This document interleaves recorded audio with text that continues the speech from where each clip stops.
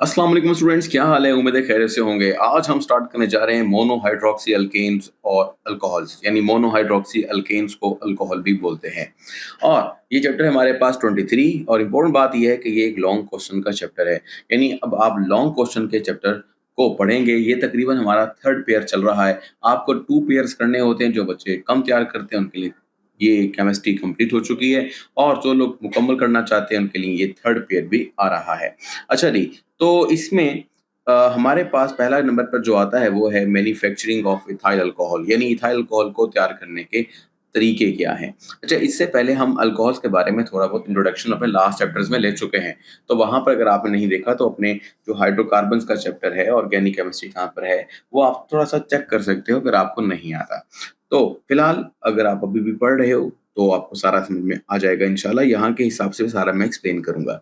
अब manufacturing of ethyl alcohol में क्या होगा? ये ज़ाहिर-सी बात है, आपको तैयार करने के तरीके करने हैं और ये लॉन्ग क्वेश्चन का चैप्टर है, तो हम यहाँ पे ज़रा एक बार नज़र कर लेते हैं। यहाँ पे लिखा है fermentation of glucose by yeast, ये एक तरीका है और दूसरे नंबर पर एक तरीका और है, that is hydration of ethene और एथिलीन। एथीन को एथिलीन भी बोलते हैं। तो इस तरीके से आपके पास 2 मेथड हैं जिनको आप इस्तेमाल करेंगे। तो अगर तो इनमें से कोई एक पूछ लिया जाता है तो ये शॉर्ट क्वेश्चन बन जाएगा, या फिर इन दोनों को पूछकर लॉन्ग क्वेश्चन भी बनाया जा सकता है। अब पहले नंबर पर हम आते हैं कि fermentation of glucose by yeast, के यीस्ट के ज़रिए से ग्लूकोज को फर्मेंट करना। ये क्या है? ये किस तरह से काम करता है? इसके बारे में तफ़सील से पढ़ते हैं। इसमें हमने शॉर्ट क्वेश्चन नंबर 1 भी डाल दिया। शॉर्ट क्वेश्चन नंबर 1 का मतलब ये होगा कि हमें इससे सिर्फ़ पूछा जाएगा कि what definition and example. Definition से मुराद ये है कि फर्मेंटेशन ऑफ ग्लूकोज होता क्या है और उसको एक एग्ज़ाम्पल से बताओ। तो इसमें हम थोड़ा शुरू करते हैं। Fermentation is a reaction in which substance breaks. ठीक है, आपको अगर बात याद ना आए तो मैं आपको पुरानी बात याद करा देता हूँ।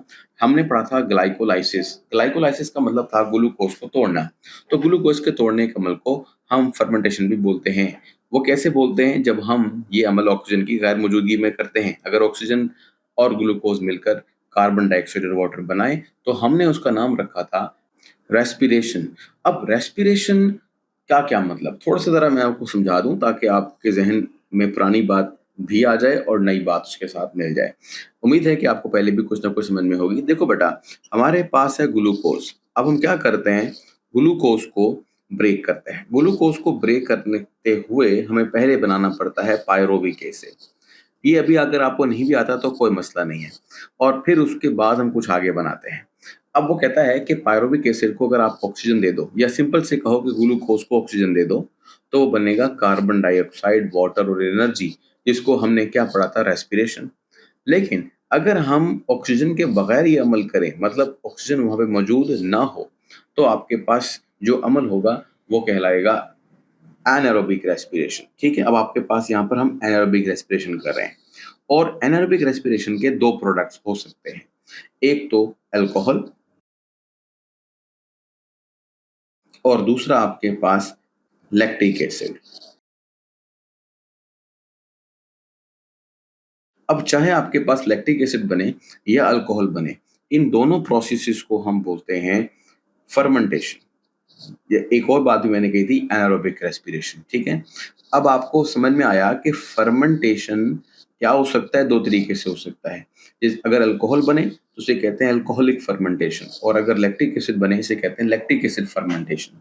तो आज जो हम पढ़ेंगे वो हम यहाँ से शुरू करेंगे और यहाँ तक पहुँच जाएंगे। इसमें इतनी ज़्यादा केमिस्ट्री इन्वॉल्व नहीं है जितना मैंने बताया है आपको।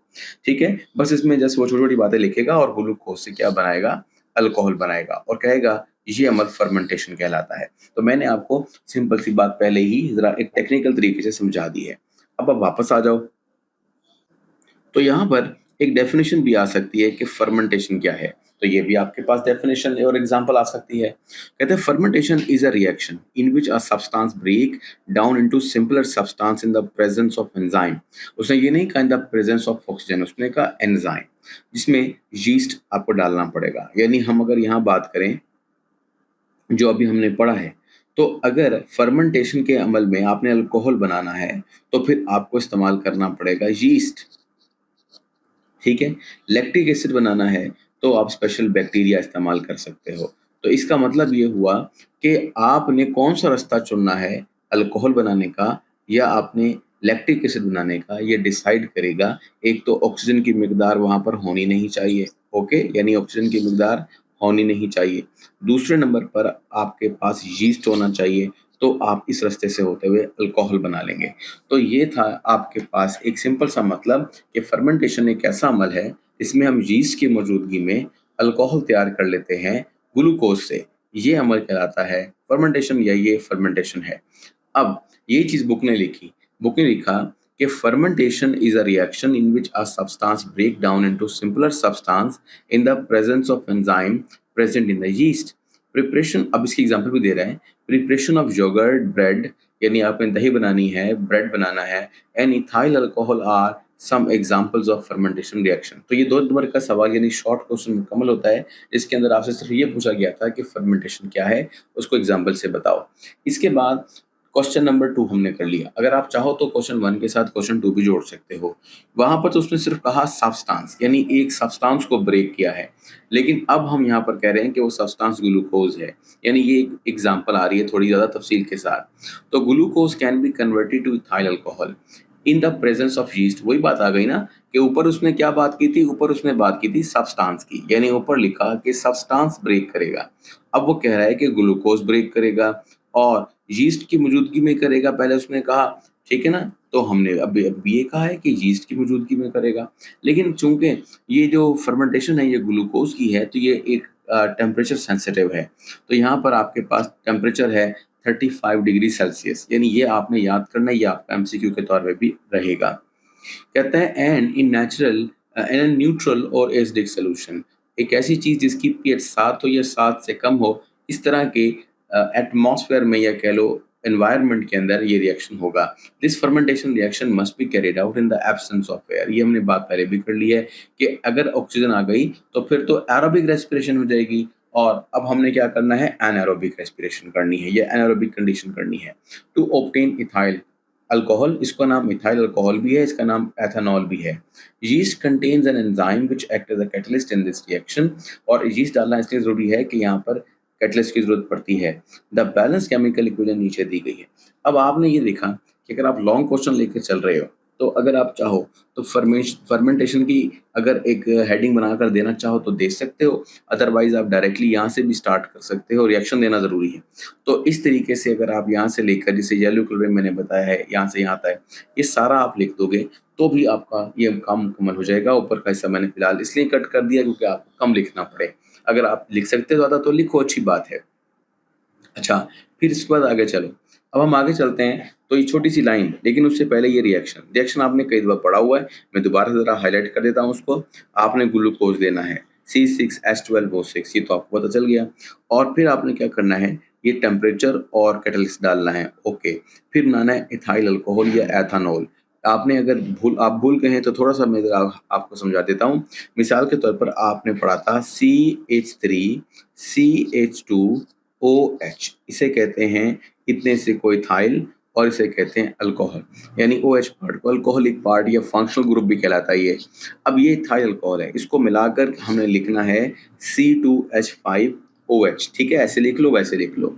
इसका नाम देने का तरीका भी मैंने आपको सिखाया था। जैसे मिसाल के तौर पर अगर 2 कार्बन हों तो हम कहते हैं ईथेन, और अगर उनमें एक OH आ जाए तो फिर हम ई हटाकर उस जगह पर OL लगा देते हैं। क्या लगा देते हैं, OL लगा देते हैं, ये बन जाएगा एथेनॉल, ठीक है। तो ये इसका आयोपिक नेम है। आयोपिक नेम से मुराद एक ऐसा नेम जो एक international union of pure and applied chemistry की ऑर्गेनाइजेशन ने दिया है। तो ये वाली बात ऑलरेडी हम कर चुके हैं, और अगर आपने पढ़ा हुआ है पहले से तो ये कुछ नया नहीं है। तो अब आपको समझ में आया कि चाहे एथेनॉल कहें चाहे इथाइल अल्कोहल एक ही बात है। अब क्या हुआ कि इसके साथ साथ कार्बन डाइऑक्साइड भी बना। जब कार्बन डाइऑक्साइड बनेगा तो अब आप रिएक्शन को बैलेंस भी करोगे। रिएक्शन को बैलेंस करना इंतहाई ज़रूरी है, क्योंकि इसके बगैर काम नहीं चलता। देखो बेटा कैसे, अब आपके पास कितने कार्बन है, 6। यहाँ पे कितने कार्बन है, अगर आप इसको और इसको हटा भी दो तो ये बनेगा 2 और 1, कितना बना, सिर्फ 3 कार्बन। इसका मतलब है कार्बन को डबल करना जरूरी है। तो कार्बन को यहाँ भी डबल कर लिया, कार्बन को यहाँ भी डबल कर लिया, तो ऑटोमेटिकली खुद ब खुद बैलेंस हो गया। अच्छा, इसके बाद आप चलो आगे, और वो ये है कि आपके पास क्वेश्चन है, क्वेश्चन नंबर 2 खत्म कर लिया हमने। क्वेश्चन नंबर यानी शॉर्ट क्वेश्चन भी चल रहा है और लॉन्ग क्वेश्चन के ये है। पार्ट्स चल रहे हैं। लॉन्ग क्वेश्चन मैंने समझा दिया आपको कि लॉन्ग क्वेश्चन अगर चाहो तो आप यहाँ से यहाँ तक लिख सकते हो। तो इस तरीके से आपके पास लॉन्ग क्वेश्चन का पहला पार्ट मुकम्मल हो जाएगा और आगे चल रहा है, मतलब लेकिन ये पहला पार्ट है। और यहाँ लिखता है carbon dioxide gas comes out of the reaction mixture. जो कार्बन डाइऑक्साइड आपने बनाई है ये बाहर आ जाएगी, living behind the mixture of ethanol and water. और पीछे क्या बच जाएगा, पीछे एथेनॉल बच जाएगा। और ये रिएक्शन पानी के अंदर होता है, या कह लो पानी की मौजूदगी में होता है, तो पानी भी मौजूद होगा। फिर हम क्या करेंगे, फिर हम अल्कोहल को पानी से अलग कर लेंगे। फिलहाल यहाँ तक एक प्रोसेस कंप्लीट होता है। अच्छा, इसके बाद वो लिखता है कि the temperature of the process must be kept 35 degree Celsius to get the maximum yield. ये शॉर्ट क्वेश्चन नंबर 3 है। यहाँ पे पूछ सकता है कि कौन सा टेम्परेचर है या किस टेम्परेचर को मेंटेन करना है और टेम्परेचर को मेंटेन क्यों करना है। किसी तरह का भी सवाल आ जाए तो ये टेम्परेचर से रिलेटेड पैराग्राफ है। तो इसमें यहाँ पे आपने लिखना है the temperature of the process must be kept around 35 degree Celsius to get the maximum yield of the product। यानी मैक्सिमम प्रोडक्ट हासिल करने के लिए ऐसा करना होगा। फिर कहता है लोअर टेम्परेचर, अगर टेम्परेचर कम होगा तो decrease the rate of reaction, तो रिएक्शन सुस्त हो जाएगा। और जब हायर टेम्परेचर होगा तो इससे एंजाइम खराब हो जाएंगे, एंजाइम इनएक्टिव हो जाएंगे और रिएक्शन रुक जाएगा। मतलब या तो रिएक्शन बहुत स्लो होगा अगर टेम्परेचर कम करते हैं, अगर टेम्परेचर हाई करते हैं, बहुत ज़्यादा हद से ज़्यादा कर देते हैं, तो फिर रिएक्शन सुस्त हो जाएगा। और क्यों सुस्त हो जाएगा, कैटलिस्ट की वजह से। और इस तरीके से टेम्परेचर सेंसिटिव होता है ये रिएक्शन। ये आपसे सवाल पूछा जा सकता है कि why the fermentation is temperature sensitive. ये टेम्परेचर सेंसिटिव, ये टेम्परेचर के तब्दील होने से क्यों तब्दील होता है, तो इस तरह से बात करनी है। Oxygen is excluded from the reaction because it converts the resulting ethanol into ethanoic acid. कहता है ऑक्सीजन इज एक्सक्लूडेड, आपने ऑक्सीजन का इस्तेमाल नहीं करना। अगर किसी तरह ऑक्सीजन यहाँ पे चली गई तो बजाय इसके कि इथाइल अल्कोहल बन जाए, एथेनोइक एसिड बन जाएगा, या यूं कह लो एसिटिक एसिड बन जाएगा। यानी रिएक्शन एक्चुअली आगे चल पड़ेगा। यानी मैं आपको समझाने की कोशिश करता हूँ तो यूं समझो कि ये रिएक्शन यहाँ नहीं रुकेगा, बल्कि ये रिएक्शन आगे चलेगा। अब वो सर आगे कैसे चलेगा, ये जो एथेनॉल है ना ये बदल जाएगा C2H5COOH में, यानी मजीद ऑक्सीजन की वजह से ऐसा होगा। तो वो कहता है कि भाई ऑक्सीजन आपने यहाँ पर नहीं रखनी, अगर ऑक्सीजन रखी तो ये रिएक्शन आगे जाएगा, और रिएक्शन जब अगर आगे जाएगा तो फिर नुकसान होगा। तो ये एक छोटा सा MCQ भी है कि ऑक्सीजन जो है वो नहीं देनी। अच्छा, नेक्स्ट उसके बाद क्या लिखता है, since ethanol is toxic to yeast in high concentration, yeast is made inactive when the concentration of ethanol in the reaction mixture exceed 15%। अब वो चूंकि कह रहा है कि जो एथेनॉल है ना वो खतरनाक है यीस्ट के लिए, और हम इस रिएक्शन में एथेनॉल ही तो बना रहे हैं। तो वो एक काम कहता है, वो कहता है कि अगर एथेनॉल 15% से ज़्यादा बढ़ जाए, जैसे सपोज कीजिए अभी हमने क्या कहा कि यहाँ दो चीज़ें होंगी, एक होगा वाटर और एक होगा अल्कोहल, यानी इथाइल अल्कोहल या एथेनॉल। अब बात यहाँ पर यह है कि इन दोनों को मिलाकर 100% बनता है। तो हम मान लेते हैं कि 15% जो है इसके अंदर क्या है, अल्कोहल है उस मिक्सचर के अंदर, और जो बाकी वो पानी है, यानी 85% आपके पास पानी है। कहते हैं यहाँ तक तो मामला है ठीक, लेकिन अगर किसी तरह ऐसा हुआ कि ये 15% से ज़्यादा बढ़ गया अल्कोहल, तो फिर क्या होगा, फिर बेटा होगा ये कि जो यीस्ट है वो ख़राब हो जाएगा और ये रिएक्शन मजीद आगे की तरफ नहीं जाएगा। तो यही यहाँ पर ये बात MCQ के तौर पे भी रख ली गई है कि 15% से ज़्यादा नहीं होनी चाहिए कॉन्सेंट्रेशन अल्कोहल की। अब जैसे अगर बन रहा है तो वो तो बढ़ जाएगा मकदार में, क्योंकि वो तो रिएक्शन चल रहा है। तो बेटा रिएक्शन जैसे चलेगा वैसे वैसे हम प्रोडक्ट को बाहर निकालते रहेंगे। इस तरह से अल्कोहल की मकदार एक हद से ज़्यादा नहीं जा पाएगी ऊपर। ठीक है, इसके बाद वो लिखता है हाइड्रेशन ऑफ एथीन और एथिलीन। एथीन को एथिलीन भी बोलते हैं। मतलब ये आपके पास एक और मेथड है जिसके ज़रिए से आप तैयार करोगे अल्कोहल। ठीक है, तो देखो भाई यहाँ दोनों चीज़ें, दोनों रिएक्शन है। एक रिएक्शन आपके पास ये वाला है, इस रिएक्शन को भी आपने मोहतात होकर देखना है, और एक रिएक्शन आपके पास ये वाला है, इसको भी आपने अच्छी तरीके से देखना है। देखो कैसे करना है। नाम से शो होता है हाइड्रेशन। हाइड्रेशन का मतलब पानी को ऐड करना है आपने, किसके अंदर, इथीन के अंदर। तो कोई मसला ही नहीं है। देखो याद करो उस दिन जब मैंने आपको सिखाया था इथीन के बारे में। आप सोचो कि जो पानी है ना इसके दो हिस्से हैं, एक है H, एक है H और एक है OH। और यहाँ आपके पास अगर इस बॉन्ड को तोड़ दिया जाए तो तोड़ने पर क्या होगा, तोड़ने पर ये होगा कि जो इसमें से एक H है, यानी ये बॉन्ड भी टूट जाएगा। तो टूट जाने पर क्या होगा, ये वाला जो एक H है ये यहाँ पे आ जाएगा, और अब ये CH2 की बजाय CH3 हो जाएगा। और इस तरह एक जो OH बच गया है वो यहाँ पे आ जाएगा। इस तरह ये बन जाएगा CH3, CH2 OH और यहाँ पे एक सिंगल बॉन्ड रह जाएगा। अब बात यहाँ पर ये है कि अगर हम इसको यहाँ देखें तो आपको ऐसे नज़र आने वाला है, जैसे बुक ने दिखाया हुआ है CH3 CH2OH। अब इसका नाम क्या है? एथेनॉल। और उसका नाम क्या था जो आपने पहले पढ़ा था? That was ethene. यही सारा का सारा सवाल है। क्या सवाल है? कि हमने ईथीन को कन्वर्ट करना है किसके अंदर? मैं जरा मिटा दूं उसको, अब आपको समझ में आ गई होगी बात।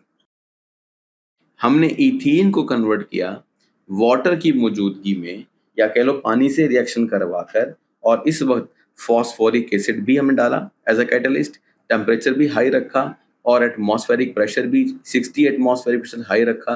तो हाई टेम्परेचर, हाई प्रेशर और एसिडिक इन्वायरमेंट में ईथीन ने वाटर से रिएक्शन कर कर क्या बनाया?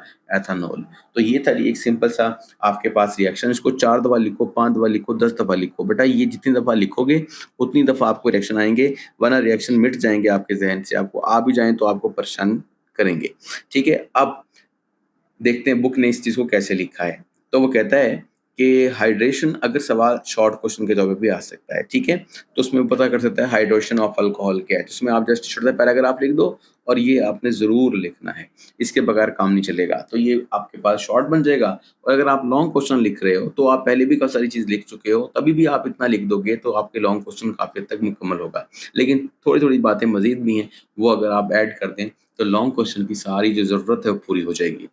तो लिखता है hydration of ethene is an addition reaction. हाँ ऐसा ही है, पानी का H भी यहाँ पे ऐड हो गया, पानी का OH भी ऐड हो गया, तो एडिशन रिएक्शन है। In this reaction water is added across the double bond. Water कहाँ पे ऐड हुआ है भाई? डबल बॉन्ड जहाँ पर था उसकी वजह से।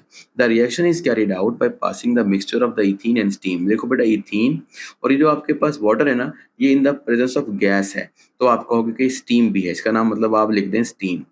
ठीक है, स्टीम ही लिखिएगा, वाटर का लफ्ज़ इस्तेमाल कम करें। तो क्या ethene when reacted with the steam, तो फिर क्या होगा? इसको आपने गुजारना है ओवर द हॉट, गरम फॉस्फोरिक एसिड से, and which act as a catalyst, यानी फॉस्फोरिक यहाँ एसिड जो है यहाँ पे कैटलिस्ट का काम करेगा। तो आप देख रहे हो कि इसने सारी बात कर दी है, और ये वाली बात दो दो नंबर में, या कह लो कि शॉर्ट क्वेश्चन के तौर पर इतना लिखना भी काफ़ी रहेगा। अब मैंने कहा था लॉन्ग क्वेश्चन की बात करते हैं, तो लॉन्ग क्वेश्चन में थोड़ी इजाफी चीज़ें भी लिखनी पड़ेंगी। जैसे मैंने यहाँ पर ये चीज़ें ऐड की हैं, बट आपके खाते तौर पर पढ़ देता हूँ ऊपर में। ये पढ़ता मैं इसलिए हूँ ताकि कोई चीज़ रह ना जाए आपकी, जितना मैक्सिमम हो जाए कवर हो जाए। Hydrogen atom of the water attaches itself to one carbon. कहते हैं जो पानी का हाइड्रोजन है वो एक कार्बन के साथ अटैच हो जाएगा, ठीक है, इथीन में। एंड द हाइड्रोक्सिल ग्रुप, यानी ये जो OH ग्रुप है, ये अटैच हो जाएगा दूसरे कार्बन एटम से। मतलब एक कार्बन एटम से पानी का हाइड्रोजन और दूसरे कार्बन एटम से पानी का OH। यही बात तो मैंने समझाई है आपको। During this addition the double bond break, हाँ डबल बॉन्ड ब्रेक होने के बाद क्या हो जाएगा? सिंगल बॉन्ड बन जाएगा। और उसके अलावा to give a saturated compound, जो डबल बॉन्ड होता है या ट्रिपल बॉन्ड, वो अनसैचुरेशन की अलामत होती है और सिंगल बॉन्ड सैचुरेशन की अलामत होती है। यानी इस तरीके से अनसैचुरेटेड कंपाउंड सैचुरेटेड कंपाउंड में चेंज हो जाएगा। इसके बाद जो आपने लिखना ज़रूरी है वो ये है, gaseous ethanol obtained in is then condensed. कहता है ये जो आपके पास अल्कोहल हासिल हुआ है ये गैसियस फॉर्म में होता है, इसको ठंडा भी किया जाता है। कंडेंस मतलब ठंडा किया जाता है। जब गैसें ठंडी होती हैं तो जैसे बादल के बारे में आपने पढ़ा है कि ज़मीन से गर्म हवाएं ऊपर उठती हैं और साथ साथ पानी के वेपर भी ले जाती हैं। वेपर मतलब गैस, ऊपर आके वो कंडेंस होकर ठंडी हो जाती है और वापस लिक्विड बन के गिरती है। बिल्कुल इसी तरीके से जो अल्कोहल हमें हासिल होता है वो गैसियस फॉर्म में होता है, फिर हम उसे लिक्विड में चेंज कर लेते हैं और इस तरीके से वो हमें अब लिक्विड फॉर्म में भी मिलेगा। Hydration of ethene is an important industrial process. ये एक अहम प्रोसेस है, ये लिखने की ज़रूरत नहीं है आपको, बस जहन में होना चाहिए। लेकिन ये लाइन लिखिएगा, it was wide, it has a wide range of application from alcoholic drink to fuel। इससे अल्कोहलिक ड्रिंक्स बन सकती हैं, यानी कि शराब कह लो आम अल्फाज में, फ्यूल बन सकता है जो कि, और सॉल्वेंट बन सकता है। तो इस तरीके से ये वर्सटाइल है। वर्सटाइल का मतलब ये अलग अलग काम है, पीने के लिए भी इस्तेमाल हो रहा है, ठीक है, जलाने के लिए भी इस्तेमाल हो रहा है, और साथ साथ डिफरेंट केमिकल रिएक्शन के लिए एज अ सॉल्वेंट भी इस्तेमाल हो रहा है। यहाँ तक आपने करना है, यानी जो येलो पैराग्राफ मैंने बताया, ये बताया और ये 2 लाइनें बताई, ये लिखनी ज़रूरी हैं। बाकी अगर आप छोड़ना चाहें तो छोड़ सकते हैं, ठीक है। और 4 नंबर के सवाल में बस ये और ये लिखो तो काम ख़त्म। 4 नंबर नहीं, 4 शॉर्ट क्वेश्चन में 4 में अगर आप लिखना चाहो तो यहाँ से लेकर यहाँ तक लिख सकते हो। ओके की बात। अच्छा जी, अब इसी क्वेश्चन को बुक वाला ऐसे भी दे सकता है कि भाई लॉन्ग, इसको मैंने एक लॉन्ग क्वेश्चन बना लिया है और शॉर्ट क्वेश्चन बना लिया है। सवाल आता है what is the difference between hydration and fermentation. ये दोनों प्रोसेस अभी हमने पढ़े हैं अल्कोहल की तैयारी या एथेनॉल की तैयारी के लिए। कहते हैं इन दोनों में फ़र्क क्या है? तो भाई ऊपर वाली बातें अगर आपको आ गई हैं तो वही यहाँ पर लिखी गई हैं। बस फ़र्क ये है कि ये कंपैरिज़न है, ये डिफरेंशिएशन है, तो आपने ऐसी लाइन ला के लिख देनी है। अगर लॉन्ग क्वेश्चन आ जाए तो सारा लिख दीजिएगा और अगर शॉर्ट क्वेश्चन आ जाए तो बेशक ये 2-2 पॉइंट लिख दें तो भी काम चलेगा। हाँ जी, अब देखो भई हम इसे लॉन्ग क्वेश्चन के तौर पर कर रहे हैं, वैसे मैंने करवा दिया है, मैं क्विकली एक दफ़ा आपको रिवाइज़ करवा देता हूँ। Reaction is performed at high temperature. कौन? हाइड्रेशन को हमने हाई टेम्परेचर पर किया है, कितना? 300 डिग्री सेल्सियस के ऊपर। जबकि फर्मेंटेशन को सिर्फ 35 पे किया है, जो आपकी बॉडी के टेम्परेचर से भी कम है, मतलब ये लो टेम्परेचर है। तो यहाँ पर लो टेम्परेचर है और एटमॉस्फेरिक प्रेशर नॉर्मल है, जिससे होता है, जबकि यहाँ पे हमने एटमॉस्फेरिक प्रेशर भी बढ़ाया है और साथ-साथ रिएक्शन टेम्परेचर भी बढ़ाया है, प्रेशर भी बढ़ाया है। Starting material for the process is obtained from crude oil. हमें यहाँ पे क्रूड ऑयल से हासिल होता है क्या? ये ईथीन। और इसी तरीके से जब फर्मेंटेशन होती है तो कहते हैं रिएक्शन स्लो अपना starting material for the method is renewable resources, यानी जो वापस लाए जा सकते हैं, जैसे ग्लूकोज, ठीक है, या शुगर कैन, कुछ भी कह लो। इसके बाद लिखता है rate of reaction is high. Rate of reaction is high या rate of reaction is low, ये सुस्त होता है, ये फास्ट होता है। फिर reaction produces relatively pure alcohol, इससे अल्कोहल ज़्यादा साफ सुथरा या कह लें ज़्यादा मिकदार में मिलता है, जबकि इसमें 15% तक अल्कोहल मिलता है। फिर उसके बाद हम उसकी डिस्टिलेशन करते हैं, ठीक है, और इस तरीके से कंसंट्रेशन बढ़ाते हैं ताकि हमें ज़्यादा से ज़्यादा अल्कोहल हासिल हो। तो यहाँ पर रिएक्शन स्लो भी है और अल्कोहल भी मतलब कम मिल रहा है।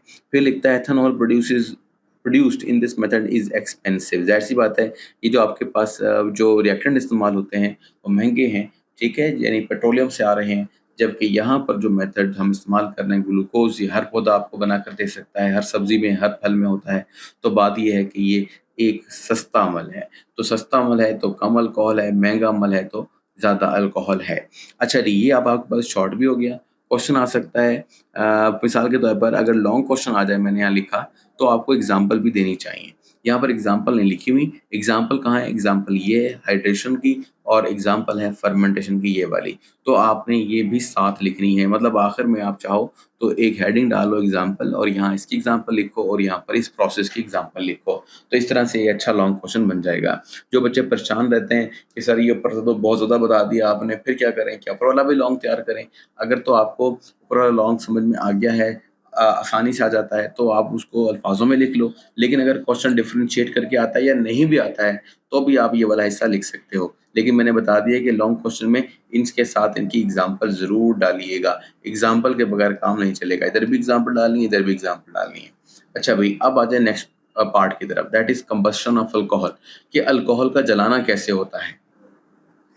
अब यहाँ कंबस्शन ऑफ अल्कोहल में आप देखोगे ये सारे आपके पास अल्कोहल्स हैं और इन सारे अल्कोहल को हमने ऑक्सीजन यानी हवा में जलाया है और जलाने पर एक ही तरह की चीज़ें बनी हैं, कार्बन डाइऑक्साइड एंड वाटर। ये वाली बात आपको मैंने पहले भी बताई हुई है कि जब भी हाइड्रोकार्बन जलेंगे या हाइड्रोकार्बन में ऑक्सीजन की मिकदार होगी, यानी हाइड्रोजन कार्बन के अलावा अगर ऑक्सीजन भी हुई तो आपको यही सब कुछ मिलने वाला है। क्या? कार्बन डाइऑक्साइड एंड वाटर, ठीक है? तो अब इसमें जो चेंज आएगा वो आएगा बैलेंसिंग का। जैसे यहाँ 4H2 लिखा है, यहाँ 3 लिखा है, या 8-6 लिखा है। तो इस तरह से, और साथ आप ये भी देख रहे हो कि एनर्जी जो रिलीज़ हो रही है, माइनस का मतलब एनर्जी रिलीज़ हो रही है, ठीक है? माइनस का मतलब एनर्जी कम नहीं होती चली जा रही, यानी minus shows that the energy is releasing. और आप देख रहे हो कि एनर्जी पहले 726 कम थी, 1367 ज़्यादा हो गई, 2017 ज़्यादा हो गई, 2676 ज़्यादा हो गई, बढ़ती चली जा रही है। कब बढ़ती चली जा रही है? जब आप कार्बन की मिकदार बढ़ाते चले जा रहे हो। देखो यहाँ आपके पास CH3OH है, यहाँ आपके पास C2H5 यानी डबल हो गया कार्बन, यहाँ पर कार्बन 3 गुना हो गया, यहाँ कार्बन 4 गुना हो गया। अगर आपको थोड़ा सा ज़रा मैं समझा दूँ एक और तरीके से, वो कुछ यूँ कि देखो यूँ मान के चलो कि CH3 है ये आपके पास, CH3OH, ओके। अब आप यहाँ चलो, यहाँ ये क्या लिखा हुआ है? यहाँ लिखा हुआ है CH3CH2OH। क्या फ़र्क आया ऊपर और नीचे में? ऊपर CH2 कम है, नीचे एक CH2 ज़्यादा है। और जो चलो ये C3, अब 3 दफ़ा 3 कार्बन आएगा, तो CH3CH2CH2OH। अब आपने देखा कि अब एक और CH2 बढ़ गया है। और फिर इसी तरह से अगर आप कार्बन 4 यानी कि बुटेनॉल पे जाएँगे तो 4 कार्बन होंगे। CH3 अगर आपको पता नहीं चलता, मैंने एक बार बताया था लास्ट टाइम जब फंक्शनल ग्रुप बताए थे, समझो ये कितने कार्बन हैं? 4, तो आप 4 कार्बन लगा लो, 1, 2, 3 और ये 4, और ये अल्कोहल भी है, तो एक कार्बन के साथ आप OH लगा लो, ये 1 और है। अब आप हाइड्रोजन लगा लो, यहाँ कितने हाइड्रोजन आएंगे? 3 आएंगे, क्योंकि इसके पास ऑलरेडी एक वैलेंसी जस्टिफाई है, 3 जस्टिफाई नहीं है, तो 3 हाइड्रोजन। यहाँ पर 2 वैलेंसी जस्टिफाई है, लेकिन 2 मजीद आनी चाहिए, तो यहाँ पर CH2 आएगा। इसी तरीके से यहाँ पर भी और इसी तरीके से यहाँ पर भी। अब आप गौर कर रहे हो, क्या गौर कर रहे हो कि हम जैसे जैसे आगे की तरफ जा रहे हैं तो CH2 की मिकदार बढ़ती जा रही है। तो आप ये देखो कि पहली और लास्ट एग्जाम्पल में असल में CH2 में इजाफा हो गया था। ये CH2 का वर्ड याद रखिएगा, फिर आपको समझ में आ जाएगा कि ये मैं क्या कहना चाह रहा हूँ। तो देखो भाई, सबसे पहले हम बुक की वर्डिंग की तरफ आते हैं कि बुक हमें क्या कहने की कोशिश कर रही है। बुक कहती है कि अल्कोहल आर फ्लेमेबल, ये आपने याद रख लेना है, ये आपका MCQ है। अल्कोहल जलते हैं, इसलिए इनको फ्यूल के तौर पर इस्तेमाल करते हैं। Therefore burn in air to produce carbon dioxide and water, इसलिए इसमें कार्बन डाइऑक्साइड और वाटर हासिल होता है, यही हमने यहाँ पे भी पढ़ लिया है। And evolving a large amount of heat, और ये हीट निकल भी रही है, इसका मतलब है कि ये एक एक्सोथर्मिक प्रोसेस है।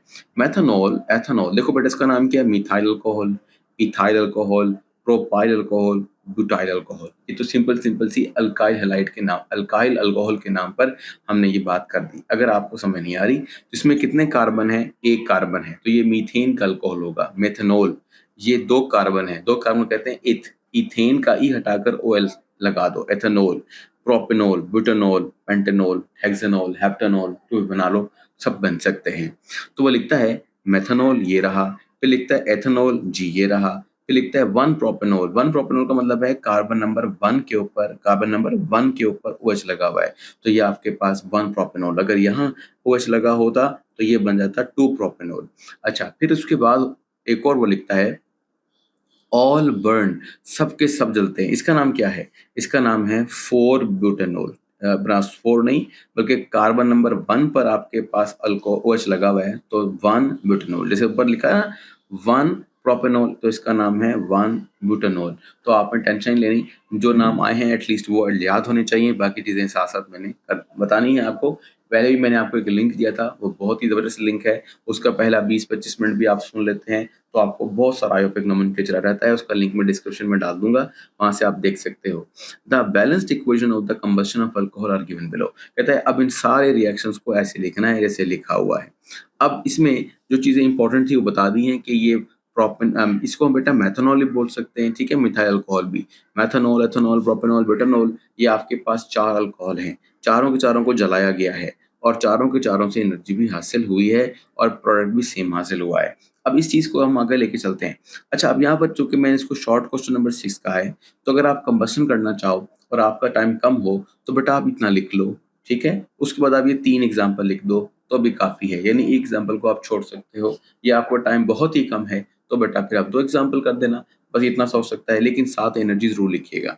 और फिर उसके बाद आपने ये 2 लाइन लिख देनी है, during combustion of alcohol the weaker CH bond in CH2। देखो खुद सोचो, ये याद रख लो, जो CH2 बॉन्ड है ना, ये वीकर बॉन्ड रखता है, CH2 CH2 ऐसे कह लो, ये आपके पास 2 CH है, बाकी चेन आगे जा रही है, तो कहता है ये वीक बॉन्ड होते हैं। ये वीक बॉन्ड टूटने के बाद ही क्या करते हैं? स्ट्रॉन्गर बॉन्ड में तब्दील होते हैं। स्ट्रॉन्गर बॉन्ड कौन से हैं? स्ट्रॉन्गर बॉन्ड है C डबल बॉन्ड O, यानी कार्बन डाइऑक्साइड यूं होता है CO2, तो कार्बन डाइऑक्साइड में ये क्या है? C डबल बॉन्ड O, या ये कौन सा बॉन्ड है? C double bond O।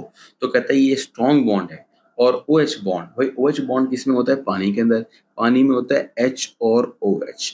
तो पानी का जो OH है, दोबारा देख लो, पानी का जो OH, ये ले लो या ये ले लो, ये जो बॉन्ड है दरमियान वाले, ये स्ट्रॉन्गर बॉन्ड है as compare to the CH2। तो CH2 बॉन्ड जो वीक हैं वो टूटते हैं। वीक बॉन्ड को तोड़ने के लिए कम एनर्जी देनी पड़ती है और स्ट्रॉन्ग बॉन्ड बनते हुए ज़्यादा एनर्जी निकलती है, इसलिए ओवरऑल चेंज ये आता है कि एनर्जी निकलती है।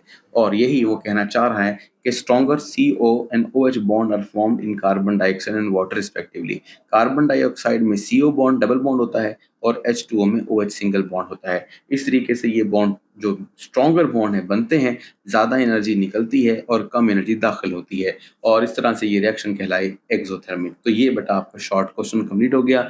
मतलब यहाँ से आपने कुछ बात समझा दी, यहाँ से 2 एग्जांपल दे दी और यहाँ पे 2 लाइन लिख दी, तो ये अच्छा शॉर्ट क्वेश्चन बन जाएगा। अगर लॉन्ग क्वेश्चन है तो बेटा उसमें कोशिश जितना आप मैक्सिमम लिख सकते हो उतना लिखो, 4 की 4 एग्जांपल दो, 3 दे दो, ठीक है, और ये कुछ बात आगे भी लिख सकते हो। दिस एक्सप्लेन्स वाई, यहाँ पे मैंने एक शॉर्ट क्वेश्चन बनाया है। अब ये शॉर्ट क्वेश्चन क्या कहता है? ये शॉर्ट क्वेश्चन कहता है why the amount of heat evolve increases with the addition of CH2 group, या सिंपल सी बात कह सकते हैं why the amount of heat evolve increases while combusting the या बाय बर्निंग द अल्कोहल्स। तो यही बात आपने लिखनी है। आपने लिखना है ये इसलिए होता है कि एडिशन ऑफ CH2 ग्रुप हो जाता है। हाँ, जैसे जैसे कार्बन की मिकदार बढ़ती है ना अल्कोहल में, तो उन अल्कोहल्स को कहते हैं हायर अल्कोहल्स, ठीक है, हायर अल्कोहल्स। तो कहता है जो हायर अल्कोहल्स होते हैं उनमें क्या फ़र्क होता है? कहते हैं CH2 का। यहाँ पर CH2 कोई भी नहीं है, यहाँ पर 1 CH2 है, यहाँ पर 2 CH2 हैं, यहाँ पर 3 CH2 हैं। तो इसका मतलब ये हुआ कि CH2 की मिकदार जो है वो बढ़ जाती है। Addition of CH2 group in the alcohol, और जितना कार्बन ज़्यादा होगा उतना जलने का अमल ज़्यादा होगा, उतनी एनर्जी ज़्यादा मिलेगी, और उतनी एनर्जी ज़्यादा मिलेगी मतलब हमें मिलेगी, बाहर निकलेगी, यूँ भी कह सकते हैं। तो सिस्टम से एनर्जी बाहर निकलेगी, यानी लकड़ी छोटी होगी तो एनर्जी कम निकलेगी, एनर्जी अगर लकड़ी ज़्यादा हुई, कार्बन ज़्यादा हुआ तो देर तक जलेगा। इस तरीके से ज़्यादा एनर्जी निकलती है अगर CH2 की मिकदार बढ़ जाए। तो यही बात आपके शॉर्ट क्वेश्चन का पार्ट होगी कि क्यों एनर्जी बढ़ जाती है, आपने कहना है CH2 बढ़ जाता है इसलिए। अच्छा भी आगे क्वेश्चन आता है, क्वेश्चन नंबर यानी क्वेश्चन लॉन्ग क्वेश्चन के तौर पर आ रहा है। तो application of alcohol as a fuel, तो फ्यूल की जो आपने एप्लीकेशन लिखनी है और अल्कोहल एज अ फ्यूल लेना है। ठीक है ना, आप पेट्रोल डलवाते हो, अब पेट्रोल जो होता है वो भी फ्यूल होता है, लकड़ी भी फ्यूल होते हैं, मिट्टी का तेल भी फ्यूल होता है। तो इस तरह अल्कोहल भी कुछ ममालिक के अंदर, कुछ इलाकों में अल्कोहल का इस्तेमाल किया जाता है एज अ फ्यूल। ये मैं आपको अपनी तरीके से बता देता हूँ कि वहाँ पे क्या अल्कोहल सस्ता होता है, ऐसा नहीं। वहाँ पर क्या होता है, कुछ लोगों की मतलब इस्तात अच्छी होती है, अल्कोहलिक प्योर अल्कोहल वाला जो, या कह लें अल्कोहल ज़्यादा रखने वाला जो फ्यूल होता है वो बाज़-औक़ात महँगा पड़ता है, तो वहाँ के लोगों को इतना महँगा मसला फ़ील नहीं होता। लेकिन एक इम्पॉर्टेंट चीज़ जो मैं बताना चाहता हूँ वो ये है कि उन इलाकों के अंदर जैसे हमारे पास रेस्टोरेंट्स होते हैं या होटल होते हैं या बहुत सारे जो ढाबे होते हैं, वहाँ पे खाना पकता है। तो जो खाना पकता है या आमतौर पर तलाई होती है वो ऑयल में होती है, घी में होती है। अब होता ये है कि जो ऑयल और घी हैं वो क्या होंगे, वो हर रोज़ की बुनियाद पर इस्तेमाल करने होंगे। यानी इसका मतलब ये है कि हर रोज़ जो है वो होटल चलेगा, रेस्टोरेंट चलेगा। तो उस ऑयल को या घी को जो इस्तेमाल हो गया है, क्या करना है? आपने देखा होगा कि हमारे जो डेवलपिंग कंट्रीज़ होती हैं, जहाँ पे महँगाई मतलब जहाँ पर लोगों को महँगाई ज़्यादा फ़ील होती है, तो वो जो लास्ट डे का यानी पिछले जो दिन का ऑयल होता है, उसी में थोड़ा-सा उड़ जाता है, इस्तेमाल हो जाता है, थोड़ा-सा और नया डाल लेते हैं और इस तरीके से वो चलता रहता है और इस तरह इससे होता नुकसान है, खराब ये यानी सेहत के नुकसानदेह होता है। तो जो ममालिक ऐसे हैं जहाँ पर लोगों का बहुत ज़्यादा मतलब हेल्थी इश्यूज़ होते हैं या कह लो वो बेयर कर सकते हैं महँगे क्या कहते हैं खानों को भी, क्योंकि ज़ाहिर-सी बात है जब आप हर रोज़ तेल चेंज करेंगे, तो क्या होगा वो फिर महँगा पड़ेगा।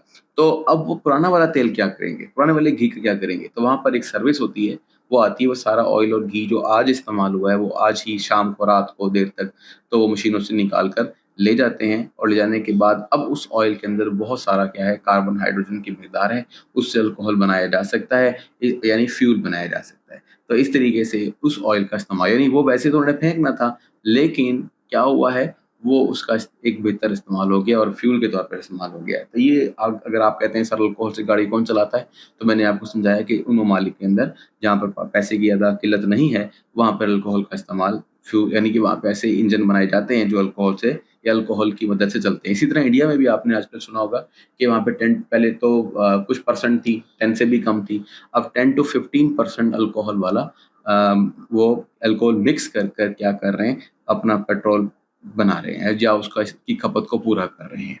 अच्छा भई, अब आगे चलो, तो वो लिखता है कि this explain why the amount of heat evolve, जो हमने पढ़ लिया, ये जो क्वेश्चन है ये मुकम्मल हो गया था। इस क्वेश्चन पर हम थे फ्यूल के बारे में। अब फ्यूल में वो क्या कहता है? कहता है alcohols are also used as a fuel instead of petrol and diesel to run an automobile, यानी गाड़ी चलाने के लिए इसका इस्तेमाल किया जा सकता है। यहाँ मैंने एक चीज़ लिखी है, application of alcohol as fuel advantage plus disadvantage, ठीक है, थोड़ा सा जगह कम थी तो यहाँ पे आप देख सकते हो एडवांटेज लिखा हुआ है और डिसएडवांटेज लिखा हुआ है। यानी लॉन्ग क्वेश्चन के अंदर सिर्फ ये नहीं आएगा कि एप्लीकेशन बताओ, बल्कि ये भी आएगा कि इसका फायदा क्या और उसके नुकसान क्या ये बताओ, ठीक है। तो ये पूरा सवाल है, और अगर ये सिर्फ इतना सा रहता है कि एप्लीकेशन बताओ तो एज अ शॉर्ट क्वेश्चन भी ले सकते हो, और शॉर्ट क्वेश्चन में बस आप इतना ही लिख देना।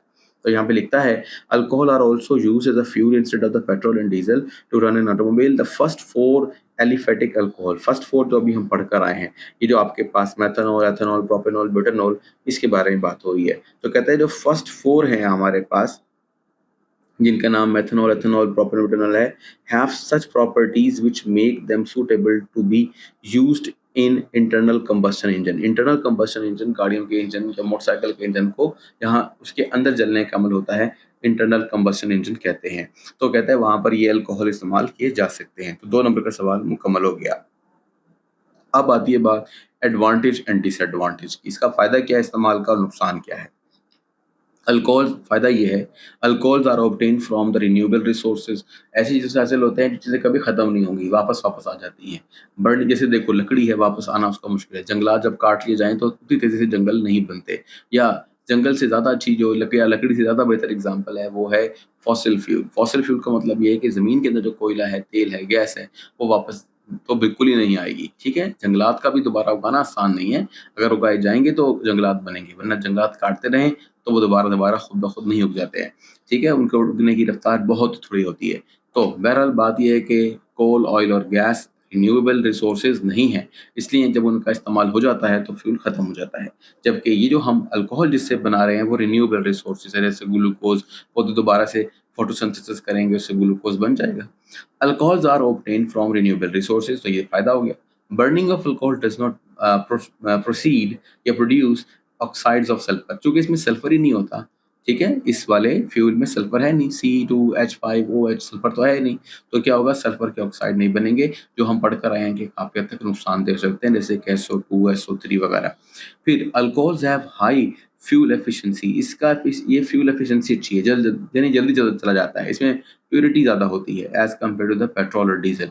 तो बात यहाँ पर यह है कि इसका जलने का अमल फास्ट है। जब जलेगा तेज तो क्या होगा, ज़्यादा एनर्जी एकदम से देगा, और जो गाड़ी की स्पीड है, उसकी जो कह लो कि स्पीड का जो रेट है बढ़ने, यानी कि उसकी स्पीड बढ़ने की जो रफ्तार है वो अचानक से बढ़ जाएगी। आप कह लो कि वो गाड़ी एकदम से जल्दी स्पीड पकड़ जाएगी एज कम्पेयर टू उन गाड़ियों के जो कि फ्यूल दूसरा इस्तेमाल करती हैं, जैसे कि डीजल या पेट्रोल। अच्छा जी, अब है जी disadvantage of alcohol as a fuel. Alcohol के नुकसान क्या है। नुकसान ये है कि अल्कोहल हैव लेस एनर्जी और वॉल्यूम एज गैसोलीन। कहता है जहाँ पेट्रोल हमें ज़्यादा डलवाना पड़ता है, कम डलवाना पड़ता है, वहाँ हमें जो अल्कोहल है ज़्यादा डलवाना पड़ेगा। It means that more fuel, यानी अगर आपको मिसाल के तौर पर सेम डिस्टेंस कवर करना है 2 किलोमीटर या चलो 10 किलोमीटर, तो उसमें अल्कोहल ज़्यादा लगेगा, इसलिए आपसे क्या रहता है, महंगा पड़ता है। अल्कोहल ज़्यादा डलेगा, और जो पेट्रोल है या कह लो डीजल है वो कम डलेगा। Alcohols can increase wear and tear on engine component. Alcohol की वजह से जो इंजन के अंदर वक्त के साथ साथ वियर एंड टियर होता है, मतलब तोड़ फोड़ होती है या कह लो खराबियां होती हैं, वो ज़्यादा होती हैं। Land is utilize to grow crop. अब आप क्या करोगे, अल्कोहल कैसे बनाओगे भाई, पहले फसल उगाओगे, ठीक है, क्रॉप उगाओगे, जब क्रॉप उगाओगे तो फिर उससे ग्लूकोज बनाओगे या कह लो उससे कार्बोहाइड्रेट्स बनाओगे, और फिर उस पर अल्कोहल तैयार करेंगे। अब ये जो ज़मीन थी ये तो इंसानी खुराक उगाने के लिए कम पड़ रही है, तो इस तरह अगर हम फ्यूल के लिए फसलें उगाएंगे तो इंसान की खुराक में किल्लत हो सकती है। तो ये आपके पास इसका डिसएडवांटेज था। अब चलते हैं role of ethanol in industry. ये भी एक लॉन्ग क्वेश्चन है कि भाई एथेनॉल का इंडस्ट्री में क्या रोल है। इंडस्ट्री किस किस्म की इंडस्ट्री, फार्मास्यूटिकल इंडस्ट्री, बहुत सारी इंडस्ट्रीज में रोल होता है, लेकिन हमारी बुक में ये इंडस्ट्रीज हैं। फार्मास्यूटिकल इंडस्ट्री से मुराद ये है कि अद्वियात साजी या अद्वियात के अंदर जो अल्कोहल का इस्तेमाल होगा। और नंबर 2 कॉस्मेटिक इंडस्ट्री, सुर्खी पाउडर वाली इंडस्ट्री, ठीक है। तो इन 2 इंडस्ट्रीज में अल्कोहल का किरदार दिया गया है, तो इसको हम जरा पढ़ लेते हैं। मैंने इनको चंद पॉइंट्स में ब्रेक कर दिया, जैसे 1 2 3 4, आप भी ऐसे 1 2 3 4 पॉइंट बना लीजिएगा या इनके बुलेट्स बना लीजिएगा। अब देखिए नंबर 1 वो ये है कि ये बैक्टीरियोसाइडल है, यानी जरासीम कुश के तौर पर इस्तेमाल हो सकती है। इस तरह अगर इंसान के जिस्म के बैक्टीरिया मारने हैं तो इसका इस्तेमाल किया जा सकता है मेडिसिन के तौर पर। As a disinfectant in hand sanitiser, हाथों को जो सैनिटाइज करते हैं, मतलब हाथों में जो आपके पास हैंड सैनिटाइजर होते हैं तो वो अल्कोहल रखते हैं। या आप कह लो कि जब जख्म लग जाता है तो वहाँ पे मिथाइलेटेड सिपरेट डालते हैं, सिपरेट से भी जरासीम मर जाते हैं। इट ऑल्सो, नंबर नेक्स्ट है, इट इज ऑल्सो, जब आप नंबर नेक्स्ट लिखेंगे, नंबर पॉइंट ना लिखेंगे तो फिर इट इज ऑल्सो लिखने की जरूरत नहीं है, इट इज कॉमनली यूज्ड ऐसे लिखेंगे। As a solvent and preservative, solvent का मतलब होता है चीज़ों को हल करने वाला। जैसे बहुत सी अद्वियात होती हैं, उन्हें हमने पीना होता है ओरली, लेकिन बातें वो पानी में हल नहीं होती हैं, तो उन्हें अल्कोहल में हल करके रखते हैं, सिरप बनाते हैं। इस तरह सिरप को पीना आसान हो जाता है। And preservatives in many pharmaceutical preparations included vaccine, और वैक्सीन वगैरह या इस जैसी दूसरी मेडिसिन को प्रिजर्व करने के लिए, बैक्टीरिया से बचाने के लिए भी क्या होता है, अल्कोहल का इस्तेमाल किया जाता है। और एक और इसमें आ रहा है, active ingredient in certain oral and optical drug products. कहता है कि ये जो एथेनॉल है और इसके अलावा आइसोप्रोपेनॉल है, are found as an active ingredient. ये जो दो आपके पास हैं, ये आपके पास एमसीक्यूज हैं, मैं इनको जरा हाईलाइट कर देता हूँ। ये आपने एमसीक्यू के तौर पर रखना है, are found as an active ingredient. ठीक है, एक्टिव इंग्रेडिएंट का मतलब होता है एक मेडिसिन में कई चीज़ें होती हैं, कोई उसको उसके लिए प्रिजर्वेटिव होती है, कोई उसको पीएच को मेंटेन कर रही होती है, ठीक है, कोई बीमारी को दूर करने के लिए इस्तेमाल होती है। तो जो बीमारी को दूर करने के लिए इस्तेमाल होती है उसे एक्टिव इंग्रेडिएंट कहते हैं। तो ये एक अहम एक्टिव इंग्रेडिएंट है। तो पूछता है सर एथेनॉल का तो हमें फार्मूला आ जाता है, ये आइसोप्रोपेनॉल क्या होता है? देखो, प्रोपेनॉल का मतलब क्या होता है, प्रोप 3 कार्बन, तो 1 2 3 कार्बन। आइसो का वर्ड आएगा तो दरमियान, यूं समझ लीजिएगा, और OH अगर दरमियान में लगा हो तो उसे आइसोप्रोपेनॉल कहेंगे। ठीक है, बाकी यहाँ पे आप CH3 लगाएंगे, एक तरफ CH लगा देंगे, यहाँ भी CH3 लगा देंगे, तो इस तरह का फॉर्मूला बन जाएगा। तो ये हो गई थी एमसीक्यू, और साथ साथ एक और पॉइंट भी डिस्कस हो गया इन अ लॉन्ग क्वेश्चन, या कह लो कि फार्मास्यूटिकल इंडस्ट्री का। They help soluble many drugs, और इनसे मैंने आपसे भी कहा कि बहुत सी ड्रग को सॉल्युबल बनाने के लिए भी इस्तेमाल किया जाता है। नेक्स्ट आता है, ethanol as a fuel reduces the green house gas emission by 44। ये आपके पास एमसीक्यू है, ये मैंने यहाँ पर निशान लगाया हुआ है, तो आपने इसको एमसीक्यू के तौर पर लेना है कि हमारे पास जो एथेनॉल है, जब वो फ्यूल के तौर पर इस्तेमाल होता है तो वो reduces the green house emission 44 to 52% as compare to the petrol. मतलब पेट्रोल को अगर जलाएंगे तो जलाने से ग्रीन हाउस गैसेस पैदा होंगी। और besides this ethanol also cut down, ये मजीद कम कर देता है क्या, हार्मफुल प्लूटेंट जैसे कि कार्बन के ऑक्साइड, मोनोऑक्साइड, कार्बन डाइऑक्साइड कम पैदा होती है इससे, नाइट्रोजन के ऑक्साइड कम पैदा होते हैं, और पार्टिकुलेट मैटर, आपको याद होगा आपने 9th क्लास में ये सब पढ़े हुए हैं एज एयर प्लूटेंट्स। तो एयर प्लूटेंट जो है वो कम मिकदार में बनते हैं अगर आप ज़्यादा अल्कोहल का इस्तेमाल इंडस्ट्रीज में बर्निंग प्रोसेस में करते हैं। इसके बाद आता है सीमेंट। अच्छा, ये है जो बच्चे अच्छे हैं, यदि कम से कम लिखना चाहते हो तो 4 पॉइंट लिखें, ये आपका 2 नंबर का सवाल मुकम्मल हो जाएगा अगर आप शॉर्ट क्वेश्चन के तौर पर ले रहे हैं। अगर आप लॉन्ग क्वेश्चन के तौर पर ले रहे हैं तो ये पॉइंट भी लिखें, साथ ये वाला पॉइंट भी लिखें, ठीक है, ताकि मैक्सिमम आपका हो जाए। फिर इसके बाद दूसरा आता है कॉस्मेटिक इंडस्ट्री। कॉस्मेटिक इंडस्ट्री में क्या होगा, कहता है नंबर 1, 3 पॉइंट इसमें अहम है, अगर शॉर्ट आ जाता है तो बस पॉइंट लिख दीजिएगा। Being highly volatile, it evaporates in a very short time. कुछ चीज़ें ऐसी हैं जो अगर आप इस्तेमाल करें, हाथ के ऊपर कुछ लगाएं, तो क्या होता है, फ़ौरन उसका जो सॉल्वेंट होता है, वो अल्कोहल होता है, वो उड़ जाता है। जैसे कि व्हाइट बोर्ड पर आपने टीचर को लिखते देखा होगा, जब वो व्हाइट बोर्ड पे लिखते हैं और जब थोड़ा-सा ही दूर, यानी समझ लें कि वक़्त गुज़रता है, तो अगर आप उसको हाथ लगाएँगे लिखे हुए मटेरियल को, तो आपके हाथ में एक पाउडर बॉर्डर सा आ जाएगा। इसका मतलब है वो जो पाउडर था वो असल में इंक था, और उसको क्या किया था, एक ऑर्गेनिक सॉल्वेंट में या कह लें अल्कोहल में हल कर लिया हुआ था। जैसे ही हमने उसको मार्कर से निकाला, उस लिक्विड ने सारा फैला दिया ब्लैक कलर का पाउडर जहाँ-जहाँ आपने लिखा, और उसके बाद वो खुद उड़ गया। इस तरीके से इसे कहते हैं कि ये हाईली वोलेटाइल होते हैं, जल्दी उड़ जाने वाले होते हैं। तो इसका इस्तेमाल किसी स्किन पर, किसी कॉस्मेटिक के तौर पे भी किया जा सकता है। यानी चीज़ फैल जाएगी और अल्कोहल उड़ जाएगा। डीकलराइजिंग एंड एंटी इन्फ्लेमेटरी प्रॉपर्टीज़, इसका काम क्या है, किसी चीज़ को डीकलराइज करना, ठीक है, और इवन के एंटी इन्फ्लेमेटरी, जहाँ जलने का अमल हो सकता है उसको थोड़ा कम करना या रोकने के लिए ऐसे किया जा सकता है। आगे लिखता है refreshing and anti microbial properties. जिसे आप, मैंने कहा है ये एक कॉस्मेटिक इंडस्ट्री के बारे में पढ़ रहे हैं, तो अगर आप ऐसा कोई परफ्यूम लगा रहे हैं, कोई आप क्या कहते हैं ऑयल लगा रहे हैं, तो क्या होगा, उसके अंदर रिफ्रेशिंग एहसास होगा, और बात ये है कि बैक्टीरिया भी वहाँ पर नहीं आएंगे अगर आप अल्कोहल से बनी हुई चीज़ों का इस्तेमाल करेंगे। ठीक है, ज़्यादा इस्तेमाल नुकसानदेह भी हो सकता है और कुछ इस्तेमाल जो है यानी मुनासिब इस्तेमाल फ़ायदेमंद हो सकता है। अल्कोहल को पिया जा सकता है अगर आप एज़ अ मेडिसिन ले रहे हैं, लेकिन अगर उसको अपनी रिफ्रेशिंग एहसास के लिए ले रहे हैं, उसको गलत इस्तेमाल के लिए ले रहे हैं, उसको अपनी खुशी के लिए ले रहे हैं, तो फिर वो हराम है। अच्छा, इसके बाद वो लिखता है, ethanol is an important part of such cosmetic and hygiene product as a hair styling product. आपने बालों के अंदर स्प्रे लगते हुए देखे होंगे, ठीक है? फाउंडेशन, क्रीम्स, यानी इन प्रॉपर्टीज़ का इस्तेमाल करते कहाँ-कहाँ किया जा सकता है? मुख्तलिफ जगहों पे। फाउंडेशन क्रीम का मतलब होता है जब मेकअप करना होता है तो उससे पहले क्रीम लगाते हैं, गर्ल्स को ज़्यादा बेहतर पता होगा। परफ्यूम जो है वो क्या कहते हैं इसमें इस्तेमाल किया जा सकता है, डिओडोरेंट में इस्तेमाल किया जाता है। डिओडोरेंट भी ये समझ लें कि खुशबू के लिए इस्तेमाल करते हैं या बदबू को भगाने के लिए कह सकते हैं। एंड आफ्टर शेव लोशन, और जब शेव कर ली जाती है यानी कहीं पे भी मर्द भी करते हैं, ख़वातीन भी, तो उसके बाद जरासीमों को मारने के लिए आफ्टर शेव लोशन इस्तेमाल किया जाता है, तो उसके अंदर भी अल्कोहल होती है। अब जो नेक्स्ट क्वेश्चन है ये शॉर्ट क्वेश्चन के तौर पर है, what is impact of alcohol on daily life? हमारी ज़िंदगी या आम ज़िंदगी में अल्कोहल का क्या किरदार है? तो यहाँ पे चंद एक पॉइंट मैंने बना दिए हैं, 1, 2, 3, 4, 5, 6 तकरीबन पॉइंट हैं। तो पहला पॉइंट ये है कि ये फर्स्ट एड किट में इस्तेमाल होता है, ताकि जरासीम अगर ज़ख्म लग गया है, जरासीम को हटाना है, तो फिर वहाँ पे अल्कोहल का इस्तेमाल करेंगे। मिथाइलेटेड स्पिरिट का इस्तेमाल कर सकते हैं, ठीक है? मिथाइलेटेड स्पिरिट का मतलब होता है इसमें कुछ मिक्सचर होता है, जिसमें अल्कोहल भी शामिल है।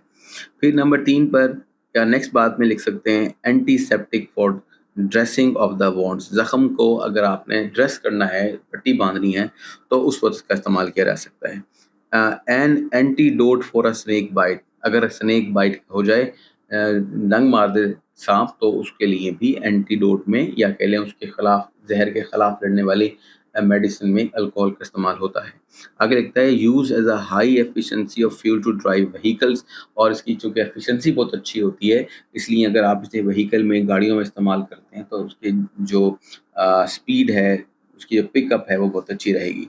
आगे लिखता है, use as a solvent in the perfume. बहुत सारे परफ्यूम बनते हैं जिनके अंदर सॉल्वेंट अल्कोहल रखा जाता है, ताकि जब परफ्यूम को आप अपने कपड़ों पर डाल लें या जिस्म पर डाल दें, तो क्या होगा, वो खुशबू पैदा करने वाले पार्टिकल्स तो वहीं रह जाएंगे, लेकिन अल्कोहल वहाँ से उड़ जाएगा। It is relatively safe and can be used to dissolve many organic compounds, और चूँकि ये सॉल्वेंट है, इसलिए बहुत सारी ऐसी चीज़ें जो पानी में हल नहीं होती हैं, वो अल्कोहल में हल हो जाएंगी। फिर है जी शॉर्ट क्वेश्चन, मज़ीद इसमें छोटा डाला है, ethyl alcohol as a drink. क्या इथाइल अल्कोहल को पिया जा सकता है? ये ड्रिंक है। तो कहता है, ethyl alcohol as a drink can cause hangover. इसके इस्तेमाल अगर हद से ज़्यादा हो जाएँ, वैसे ये पीनी ही नहीं चाहिए सिवाय मेडिसिन के। हैंगओवर का मतलब है कि दिमाग या जो आपका ज़हन है वो काम नहीं करेगा, मतलब चक्कर आते रहेंगे। अल्कोहल पॉइज़निंग हो सकती है अगर ज़्यादा मिकदार में आ जाए। एक्सीडेंट हो सकते हैं, रिस्की बिहेवियर, अगर आप उसको ड्राइव कर रहे हैं अल्कोहल पीकर, तो बहुत ज़्यादा चांसेस हैं कि अ, हैंगओवर की वजह से या कह लें नशे की वजह से टक्कर हो जाएगी। Long term use of alcohol is known to cause more than 200 different diseases.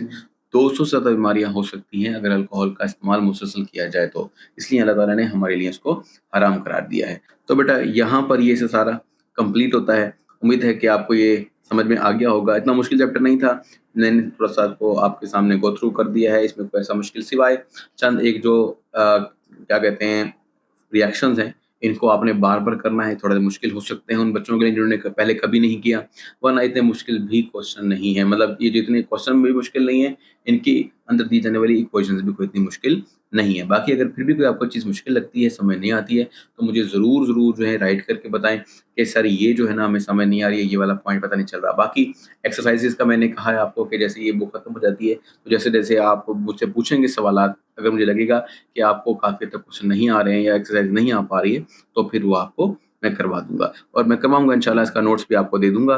तो देखो इसमें बड़े आसान सी चीज़ें हैं, which condition are considered best, कौन सी कंडीशन बेस्ट है टेम्परेचर के अंदर, तो आप पढ़ के आओ 35 डिग्री सेल्सियस टेम्परेचर, इसमें अच्छी बात है, ठीक है? और ये भी साथ ये भी देखो लिखा है एब्सेंस ऑफ ऑक्सीजन, तो इसमें ज़्यादा लिखी हुई बात है, तो ये वाला ऑप्शन ज़्यादा बेटर रहेगा। इसी तरीके से आप कोई भी स्पेस शुरू कर लें, the most environmental friendly fuel is, भाई फ्यूल सबसे अच्छा कौन सा है, तो वो आपके पास एथेनॉल है, उसके बारे में हम पढ़ा है कि इसमें जो एयर पोल्यूटेंट्स हैं वो नहीं फैलते हैं। Which is the correct name of the following alcohol? 1, 2, 3, 4, भाई देखो 2 नंबर पर क्या लगा हुआ है, अल्कोहल, और 4 नंबर कार्बन पर क्या लगा हुआ है, क्या कहते हैं, मिथाइल ग्रुप, और ये 5 कार्बन की चेन है। तो देखो 5 कार्बन है तो पेंट, और 4 नंबर पर क्या लगा हुआ है? मिथाइल। 4 नंबर पे क्या लगा हुआ है? मिथाइल लगा हुआ है। और 2 नंबर पर क्या लगा हुआ है? अल्कोहल, ओल। और 5 कार्बन की चेन है, तो ये आपके पास दरमियान वाला क्या गया? रूट वर्ड हो गया, ये आपके पास प्रीफिक्स हो गया, और ये आखिर में सफिक्स हो गया।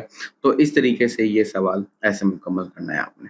बाकी इन सब के रूल्स मैंने आपको जिस लिंक नीचे दिया है डिस्क्रिप्शन में, तो वहां से जाकर आप देख सकते हो। रूल्स के मुताबिक आपको इसको नेम देना होता है, ठीक है? मैंने आपको क्विकली बता दिया। इस तरह से मुख्तलिफ नाम आप दे सकते हो। Give 2 advantages of burning alcohol according के, ये जो हमारे पास एक पैराग्राफ था, साइड पैराग्राफ था, उसमें भी जवाब हो सकता है और डायरेक्टली भी जवाब मिल सकता है आपको। How is ethyl alcohol important, ये मतलब मैं बताने की कोशिश कर रहा हूँ कि अगर आपने चैप्टर अच्छी तरीके से पढ़ लिया तो इस सारे सवाल के जवाब आप खुद भी दे सकते हो। ठीक है बेटा जी, तो अब तक के लिए आज इतना ही। सब्सक्राइब किए बगैर ना जाइएगा, दूसरों से शेयर भी कीजिएगा, ताकि हमारी जो मेहनत है थोड़ी वसूल हो जाए और आपके साथ हमारा ताल्लुक बेहतर रहे और हम जल्द से जल्द बेहतर तरीके से काम कर सकें। ओके बेटा जी, अल्लाह हाफिज़, मिलते हैं नेक्स्ट लेक्चर में।